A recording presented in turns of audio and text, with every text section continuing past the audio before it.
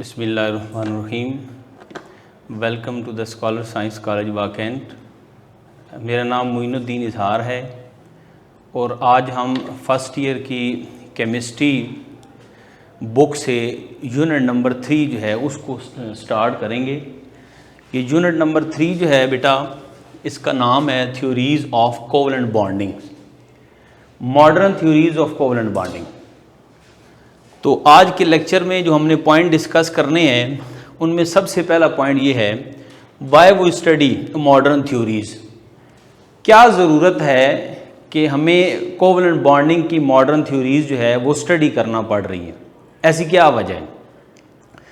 तो बेटा आपने लिविस कंसेप्ट अबाउट बॉन्डिंग जो है वो 9th-10th ग्रेड में पढ़ा है।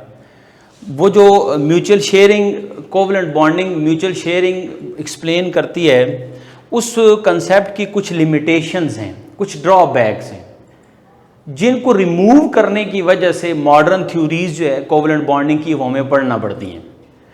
उन लिमिटेशन में से एक जो ड्रॉबैक, जो लिमिटेशन में से सबसे पहली लिमिट कोवलेंट बॉन्डिंग थ्योरी की है वो है ज्योमेट्री ऑफ मॉलिक्यूल। यानी लिविस का जो कंसेप्ट था बॉन्डिंग का, वो किसी भी मॉलिक्यूल की ज्योमेट्री को एक्सप्लेन नहीं करता। जैसे फॉर एग्जांपल ये वाटर मॉलिक्यूल है H2O। अब ये वाटर मॉलिक्यूल है, इसकी ज्योमेट्री को एक्सप्लेन करने के लिए हमारे पास लिविस का बॉन्डिंग कंसेप्ट जो है वो इसकी एक्सप्लेनेशन नहीं देता। यानी वाटर का अगर आप स्ट्रक्चर देखें तो क्या वाटर के स्ट्रक्चर को आप इस तरह लीनियर फॉर्म में ड्रॉ करते हैं, या वाटर के स्ट्रक्चर को आप इस फॉर्म में ड्रॉ करते हैं? ये जो वाटर की अरेंजमेंट है मॉलिक्यूल की, इसके बारे में लिविस का जो कंसेप्ट है अबाउट बॉन्डिंग वो एक्सप्लेन करने से कासिर है। यानी लिविस का कंसेप्ट आपको किसी भी मॉलिक्यूल की ज्योमेट्री एक्सप्लेन नहीं कर सकता। अब ये जो वर्ड ज्योमेट्री है ये असल में होता क्या है? ज्योमेट्री किसको कहते हैं? Geometry arrangement of electron pair and bond pair को कहते हैं। किसी भी मॉलिक्यूल में मौजूद सेंट्रल एटम के जो इलेक्ट्रॉन पेयर होते हैं, यानी बॉन्ड पेयर और लोन पेयर, उनकी अरेंजमेंट को हम ज्योमेट्री का नाम देते हैं। तो लिविस का कंसेप्ट असल में बॉन्ड पेयर और लोन पेयर की अरेंजमेंट जो है उसको एक्सप्लेन नहीं कर पाता। इस वजह से हमें modern theories of covalent bonding जो है वो स्टडी करना पड़ती है। कैसे करते हैं वो हम इंशाल्लाह एक एक करके डिस्कस करेंगे। दूसरी बात, इलेक्ट्रॉन पेयर रिपल्जन। किसी भी मॉलिक्यूल में मौजूद जो सेंट्रल एटम है उसमें दो तरह के इलेक्ट्रॉन पेयर मौजूद होते हैं। वो इलेक्ट्रॉन पेयर कौन से हैं? एक को कहते हैं बॉन्ड पेयर और दूसरे को कहते हैं lone pair. Bond pair of electron वो इलेक्ट्रॉनिक जोड़ा है, वो इलेक्ट्रॉन का पेयर है जो कि बॉन्ड बनाता है, और लोन पेयर वो इलेक्ट्रॉनिक पेयर है जो कि बॉन्ड में पार्टिसिपेट नहीं करता, जिसको नॉन बॉन्डिंग इलेक्ट्रॉन पेयर भी कहते हैं। तो ये इलेक्ट्रॉन यानी बॉन्ड पेयर और जो लोन पेयर है, इनकी रिपल्जन का जो कंसेप्ट है ये भी ज्योमेट्री को इफेक्ट करता है, मॉलिक्यूल की शेप को, ज्योमेट्री को इफेक्ट करता है। तो इलेक्ट्रॉन पेयर रिपल्जन का जो कंसेप्ट है वो भी लिविस के बॉन्डिंग कंसेप्ट से एक्सप्लेन नहीं किया जा सकता, इसलिए हमें मॉडर्न थ्योरीज को स्टडी करना पड़ता है। फिर तीसरा पॉइंट है paramagnetic and diamagnetic behaviour. Paramagnetic and diamagnetic behaviour को भी लिविस के कंसेप्ट से स्टडी नहीं किया जा सकता। अब ये दो कंसेप्ट हैं क्या? अभी फिलहाल मैं यहां पर इनको सिर्फ डिफाइन कर देता हूं, इनकी डिटेल हम थ्योरीज में जाकर इंशाल्लाह पढ़ेंगे। पैरामैग्नेटिक बिहेवियर, पैरामैग्नेटिक को हम डिफाइन करते हैं attraction towards the magnetic field. Attraction towards the magnetic field, magnetic field की तरफ जो अट्रैक्शन होती है, इस फिनोमेना को हम पैरामैग्नेटिज्म कहते हैं। और डायमैग्नेटिक का मतलब है do not show attraction toward the magnetic field. अगर कोई सब्सटेंस मैग्नेटिक फील्ड की तरफ अट्रैक्शन शो नहीं कर रहा होता तो उसके इस करैक्टर को हम डायमैग्नेटिक कहते हैं और वो सब्सटेंस डायमैग्नेटिक सब्सटेंस बन जाता है। इन कंसेप्ट्स को स्टडी करने के लिए हमें मॉडर्न थ्योरीज जो है उनको पढ़ना पड़ता है। तो मॉडर्न थ्योरीज में सबसे पहली जो थ्योरी आपके कोर्स में बुक में मेंशन की गई है, एक्सप्लेन की गई है, वो है थ्योरी वेस्पर थ्योरी। तो अब हम वेस्पर थ्योरी से स्टार्ट करते हैं। वेस्पर थ्योरी में हमने क्या पढ़ना है? सबसे पहली बात बेटा, ये वेस्पर थ्योरी इसका मतलब क्या है? V से वैलेंस है, S से शेल है और इलेक्ट्रॉन, E से इलेक्ट्रॉन है, P से पेयर है और R से रिपल्जन है। Valence, shell, electron, pair, repulsion theory, इसको आप वेस्पर थ्योरी कहते हैं। यानी इस थ्योरी में हमने क्या करना है, जो वैलेंस इलेक्ट्रॉन पेयर हैं उनकी जो रिपल्जन है उसके इफेक्ट को हमने स्टडी करना है। क्योंकि थोड़ी देर पहले मैंने आपको कहा था कि मॉलिक्यूल की जो ज्योमेट्री है उसके ऊपर इलेक्ट्रॉन पेयर रिपल्जन का इफेक्ट होता है। Geometry that is the arrangement of electron pair and electron pair, यानी लोन पेयर और बॉन्ड पेयर। किसी भी मॉलिक्यूल में मौजूद बॉन्ड पेयर, लोन पेयर को जो हम अरेंज करते हैं वो अरेंजमेंट क्या कहलाती है? ज्योमेट्री कहलाती है। तो इस थ्योरी की जो बेसिक अजम्पशन है, यानी बेसिक पर्पस है, वो क्या है? उसका इस थ्योरी का बेसिक पर्पस ये है, arrange the electron pair of central atoms. Molecule में मौजूद सेंट्रल एटम के जो इलेक्ट्रॉन पेयर हैं उनको हमने अरेंज करना है in such a way to keep the repulsion minimum, कि उनके दरमियान, यानी उन इलेक्ट्रॉन पेयर के दरमियान जो रिपल्जन है वो मिनिमाइज की जा सके। तो इलेक्ट्रॉन पेयर रिपल्जन को मिनिमाइज करके हमने मॉलिक्यूल की ज्योमेट्री को स्टडी करना होता है। यह वेस्पर थ्योरी का बेसिक पर्पस है। अब वो जो इलेक्ट्रॉन पेयर्स हैं, मैंने पहले भी आपको बताया बेटा, वो उनमें एक बॉन्ड पेयर है और एक लोन पेयर है। बॉन्ड पेयर वो इलेक्ट्रॉन पेयर हैं जो कि बॉन्ड में पार्टिसिपेट करते हैं, बॉन्ड बनाते हैं, और लोन पेयर वो इलेक्ट्रॉन पेयर है जो कि बॉन्ड में पार्टिसिपेट नहीं करते, जिनको नॉन बॉन्डिंग इलेक्ट्रॉन भी कहा जाता है। इनकी अरेंजमेंट से हमारे पास आती है ज्योमेट्री। ये ज्योमेट्री ही स्टडी करना वेस्पर का बेसिक पर्पस है। तो बेटा ज्योमेट्री को हम 2 टाइप्स में डिस्कस करते हैं, regular geometry and irregular geometry.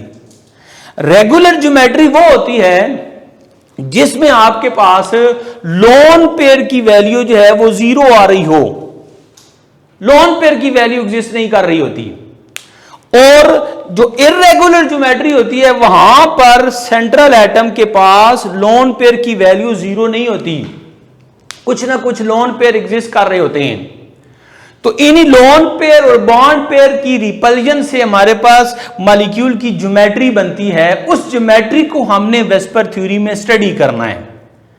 अब वो ज्योमेट्री कैसे स्टडी करते हैं उसको हम नेक्स्ट पॉइंट में देख लेते हैं।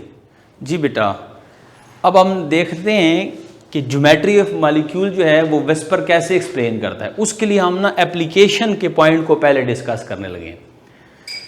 वेस्पर के मुताबिक हर वो मॉलिक्यूल जिसमें सेंट्रल एटम एग्जिस्ट करेगा उसकी ज्योमेट्री हम एक्सप्लेन कर सकते हैं। मतलब वेस्पर थ्योरी सिर्फ और सिर्फ उन मॉलिक्यूल्स पर एप्लीकेबल है जिनमें सेंट्रल एटम की वैल्यू एग्जिस्ट करती है।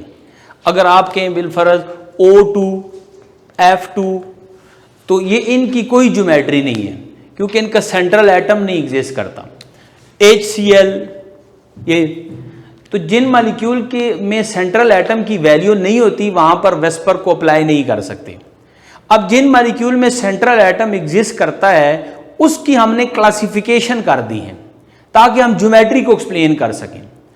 तो क्लासिफिकेशन में सबसे पहली टाइप ऑफ मॉलिक्यूल है जिसको हम जर्नल रिप्रेजेंट करते हैं AB2 type molecule. AB2 type molecule से मुराद ये है कि ऐसा मॉलिक्यूल होगा जिसमें एक सेंट्रल एटम होगा और उसके साथ 2 अटैचमेंट होंगी, यानी सेंट्रल एटम को दो एटम सराउंड कर रहे होंगे, उसके साथ दो एटम बॉन्ड बनाए होंगे, तो उस मॉलिक्यूल को हम जनरली AB2 टाइप कहते हैं। अब इसकी ज्योमेट्री को कैसे एक्सप्लेन करना है, तो याद रखना बेटा, हर वो मॉलिक्यूल जो AB2 टाइप का हो और फिर उसमें बॉन्ड पेयर की वैल्यू 2 आ रही हो, उसमें बॉन्ड पेयर हो 2 और लोन पेयर की वैल्यू 0 हो, तो ऐसा मॉलिक्यूल जिसमें दो बॉन्ड पेयर हो और लोन पेयर की वैल्यू 0 हो, उस मॉलिक्यूल की ज्योमेट्री को अकॉर्डिंग टू वेस्पर थ्योरी हम लीनियर रिप्रेजेंट करते हैं। उसकी ज्योमेट्री लीनियर ज्योमेट्री होती है और उसमें जो बॉन्ड एंगल बनता है वो 180 बनता है। उसको हम इस तरीके से रिप्रेजेंट करते हैं, सेंट्रल एटम ए और उसके साथ दो साइड पे दो एटम्स हैं, इस तरीके से लीनियर ज्योमेट्री हम रिप्रेजेंट करते हैं AB2 टाइप के मॉलिक्यूल की, जिसमें बॉन्ड पेयर और लोन पेयर की ये वाली कंडीशंस हों। जैसे फॉर एग्जांपल BeCl2 है, अगर हम BeCl2 की ज्योमेट्री को डिस्कस करना चाहें तो BeCl2 की जो ज्योमेट्री है उसको हम इस तरीके से ड्रॉ करेंगे, इस कंडीशन के मुताबिक BeCl and Cl, linear geometry 180 angle, इसकी ज्योमेट्री है। अब बेटा यहां पर एक चीज ये है कि बॉन्ड पेयर और लोन पेयर को कैसे याद रखेंगे, तो उसके लिए एक आसान तरीका मैं आपको बता देता हूं। बहुत से मेथड है इसको फाइंड करने के लिए। एक मेथड मैं यहां पर रिप्रेजेंट कर रहा हूं। आपने रफ पेज पर सबसे पहले उस मॉलिक्यूल में मौजूद सेंट्रल एटम से रिलेटेड बॉन्ड पेयर और लोन पेयर की वैल्यू फाइंड कर लेनी है, फिर आपको ज्योमेट्री और एंगल याद रखना पड़ता है, तो आप इजीली वेस्पर के मुताबिक उस टाइप ऑफ मॉलिक्यूल को एक्सप्लेन कर सकते हो। तो क्या करें, बॉन्ड पेयर फाइंड करने का ये बेटा एक फार्मूला नोट कर लें। Bond pair is equal to total number of atoms minus 1, यानी आपके पास जो मॉलिक्यूल दिया है उसमें टोटल एटम को काउंट करें, जितने एटम्स हैं उनकी क्वांटिटी को -1 कर दें, तो आपके पास बॉन्ड पेयर की वैल्यू आ जाएगी। फॉर एग्जांपल जैसे ये आपने लिखा है BeCl2, अब BeCl2 में देखें Be एक एटम है और उसके साथ 2 Cl2 अटैच है, तो टोटल हो गए 3, टोटल एटम्स हो गए 3। तो अब आप इस फार्मूले को जब अप्लाई करेंगे तो 3 - 1 इज इक्वल टू 2, तो आप देखें BeCl2 में बॉन्ड पेयर की क्वांटिटी 2 आ गई है। अब दूसरा मसला है लोन पेयर फाइंड करने का। लोन पेयर कैसे निकालेंगे, उसको कैसे याद रखेंगे, तो बेटा लोन पेयर को फाइंड करने के लिए ये फार्मूला मैं रिप्रेजेंट कर रहा हूं, lone pair is equal to P minus V। ये जो V है V, इसको हम सराउंडिंग कहते हैं। सराउंडिंग से मुराद ये है कि सेंट्रल एटम को कितने एटम्स ने सराउंड किया हुआ है, सेंट्रल एटम के साथ कितने एटम्स अटैच हैं, नंबर ऑफ अटैचमेंट, इसको सराउंडिंग कहते हैं। और ये जो P है इसको हम नंबर ऑफ हाइब्रिड कहते हैं, जो इंशाल्लाह हाइब्रिडाइजेशन के टॉपिक में इसी चैप्टर में हम इंशाल्लाह आगे डिस्कस करेंगे। फिलहाल आप इसको याद रखने कि ये नंबर ऑफ हाइब्रिड है, नंबर ऑफ हाइब्रिड। अब आपने यहां पर वैल्यू लिखनी है सराउंडिंग की, जैसे ये एग्जांपल आप ले रहे हैं BeCl2, तो BeCl2 में सराउंडिंग जो है वो आपके पास 2 है, Cl2 सराउंडिंग 2, तो मैंने V की जगह पर 2 पुट किया, 2। अब रह गया मसला P का, तो P को फाइंड करने का मैं एक फार्मूला रिप्रेजेंट कर रहा हूं। P हम फाइंड करते हैं इस फार्मूले से, half M plus V minus C plus A। अब ये जो M है M, ये इसको हम कहते हैं group number of central atom, जो मॉलिक्यूल का सेंट्रल एटम है उसका ग्रुप नंबर m है, V सराउंडिंग है, मैंने अभी बताया भी आपको अटैचमेंट, C कहते हैं कैटाइन, कैटाइन पॉजिटिव चार्ज, अगर उसमें कोई मॉलिक्यूल में कोई पॉजिटिव चार्ज की वैल्यू है तो वो लिखनी है। A होता है एनाइन, एनाइन नेगेटिव चार्ज, अगर उस मॉलिक्यूल में कोई नेगेटिव चार्ज की वैल्यू है तो वो मेंशन करनी है। अब बेटा इस फार्मूले को हम इस मॉलिक्यूल के ऊपर अप्लाई करते हैं। सेंट्रल एटम BE है जो कि सेकंड ग्रुप से बिलोंग करता है, जिसका ग्रुप नंबर 2 है। तो बेटा मैं यहां पर इस M की जगह पर लिख दूंगा 2, 2। V कहते हैं अटैचमेंट सराउंडिंग को, और वो है हमारे पास 2, दो अटैचमेंट हैं 2, माइनस C है कैटाइन यानी पॉजिटिव चार्ज। तो आप देखें इस मॉलिक्यूल में कोई पॉजिटिव चार्ज मेंशन नहीं हुआ, अगर पॉजिटिव चार्ज होता तो वो कुछ इस तरीके से होता, जैसे आप NH4 ये ऊपर प्लस पॉजिटिव चार्ज मेंशन करते हैं। तो यहां पॉजिटिव चार्ज की वैल्यू 0 है तो मैंने लिख दिया 0। इसी तरह एनाइन यानी नेगेटिव चार्ज की वैल्यू भी 0 है। अब इसको काउंट कर लें, 2 + 2 4, 4 को आपने 2 पे डिवाइड करना है, 4 / 2 = 2। तो P की वैल्यू आपके पास आ रही है 2। अब मैंने इस P की वैल्यू को यहां पुट किया इस फार्मूले में, 2 माइनस सराउंडिंग आपके पास है 2, तो ये आंसर आया = 0, यानी लोन पेयर की वैल्यू 0।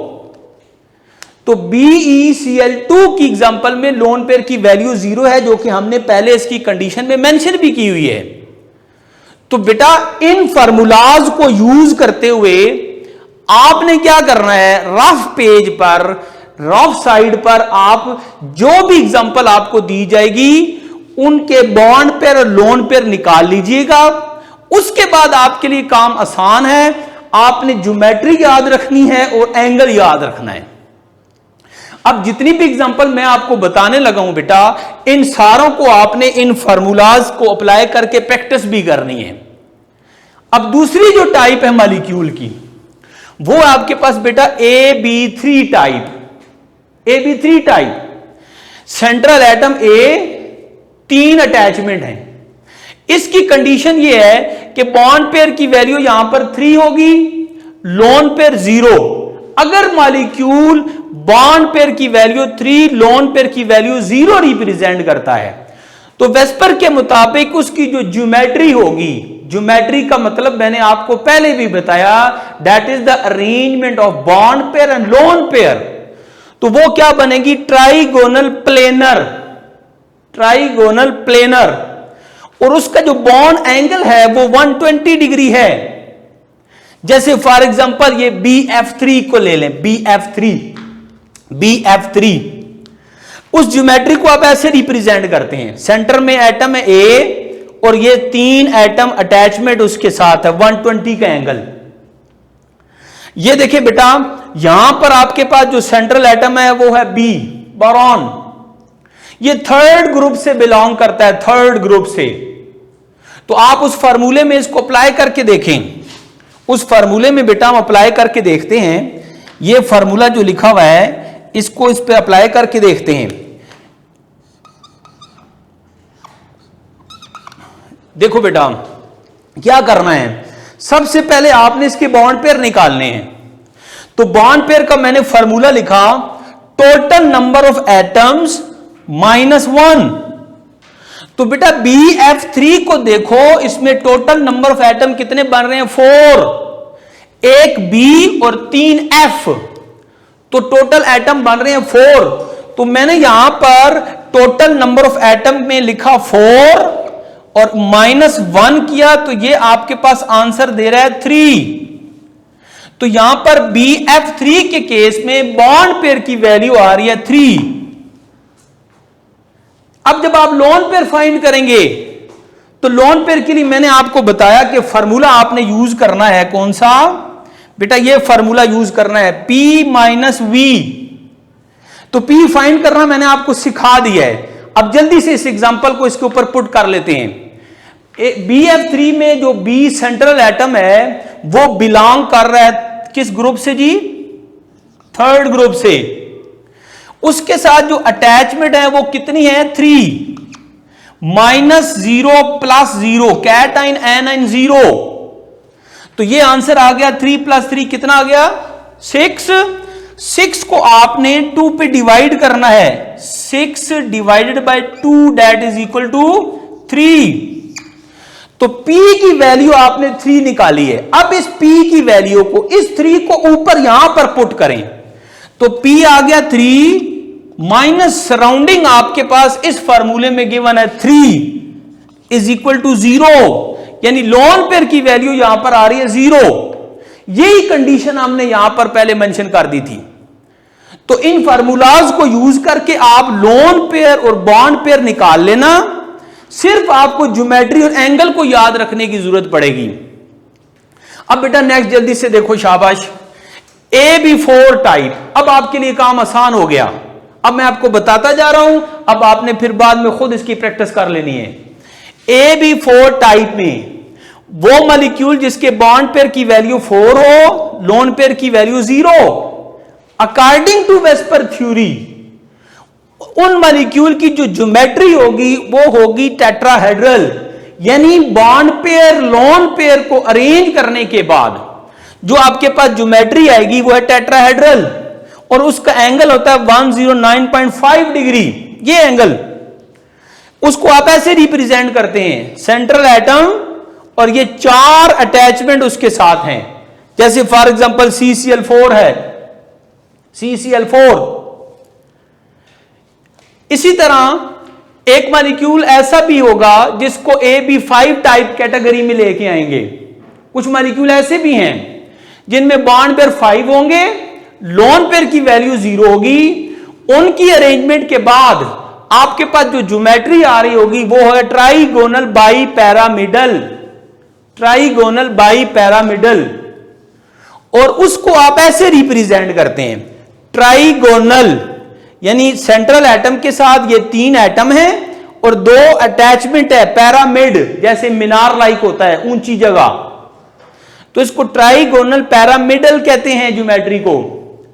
इसमें 120 एंगल भी मेंशन होता है और 90 एंगल भी मेंशन होता है। इसकी एग्जांपल जैसे PCl5 है। फिर कुछ मॉलिक्यूल ऐसे होंगे जिनको AB6 टाइप कहते हैं, AB6 टाइप मॉलिक्यूल। उनमें कंडीशन ये है कि बॉन्ड पेयर 6 होंगे, लोन पेयर 0। तो इनकी अरेंजमेंट के बाद जो ज्योमेट्री आएगी वो ऑक्टाहेड्रल, जिसका एंगल आप 90 डिग्री मेंशन करते हो, और उसको ऐसे रिप्रेजेंट किया जाता है ऐसे, सेंट्रल एटम A, 4 अटैचमेंट ये हैं और 2 अटैचमेंट ये हैं। इसकी एग्जांपल जैसे SF6। बेटा ये जो अभी आपने AB2 type, AB3 type, AB4 type, AB5 और AB6 टाइप मॉलिक्यूल को स्टडी किया है, आप गौर कर लें, इन सारों में आपको मिलेगी लोन पेयर की वैल्यू 0, लोन पेयर 0। तो मैंने आपको बोला था कि वो ज्योमेट्री जिसमें लोन पेयर की वैल्यू 0 होती है उसको रेगुलर ज्योमेट्रीज कहते हैं। अब ये सारी रेगुलर ज्योमेट्रीज आपने स्टडी की हैं, क्लियर होगी बात। अब बेटा कुछ मॉलिक्यूल ऐसे भी होंगे जिनमें लोन पेयर एग्जिस्ट कर रहा होगा, उनको इररेगुलर कैटेगरी में स्टडी करते हैं। उसको फिर हम इंशाल्लाह नेक्स्ट लेक्चर में डिटेल से पढ़ेंगे। वेस्पर में आने वाले थ्योरी से रिलेटेड जो बोर्ड में क्वेश्चन होते हैं वो भी नेक्स्ट लेक्चर में स्टडी करेंगे इंशाल्लाह। कौन कौन से क्वेश्चन आते हैं, इररेगुलर ज्योमेट्रीज कौन सी होती हैं, उनको भी स्टडी करेंगे।